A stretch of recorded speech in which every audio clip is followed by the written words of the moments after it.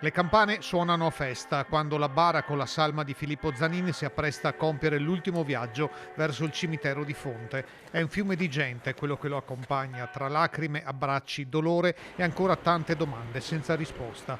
Il 36enne è morto mercoledì cadendo dalla parete nord della Marmolada assieme al compagno di cordata e di lavoro Francesco Favilli. Tutti ne hanno ricordato il sorriso perenne, la voglia di fare festa, la giovialità del carattere e la capacità di unire intorno a sé tante persone.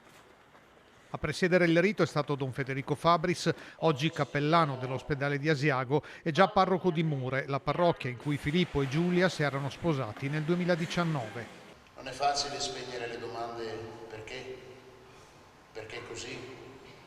Ma come è successo? Ma chi può aver sbagliato? E adesso come si fa ad andare avanti?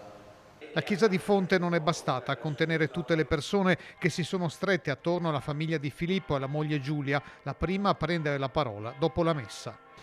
Tu sei sempre stata una persona gioiosa, mi facevi ridere sempre. Ti piaceva strappare un sorriso ad ogni persona che incontravi e gli scherzi per te erano all'ordine del giorno. Giulia ha ricordato di una scalata fatta assieme in Perù quando si è trovata da sola ad affrontare per prima un passaggio difficile. E qui è un po' la stessa cosa, non posso tornare indietro, posso solo andare avanti piantando bene la picca e i ramponi. Questo me lo hai insegnato tu.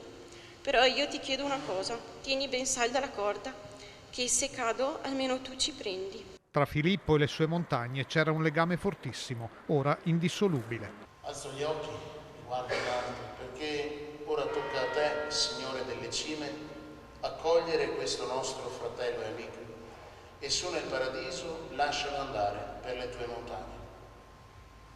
Filippo, vai in pace e dalle montagne di lassù veglia su tutti noi che restiamo qua giù. Ave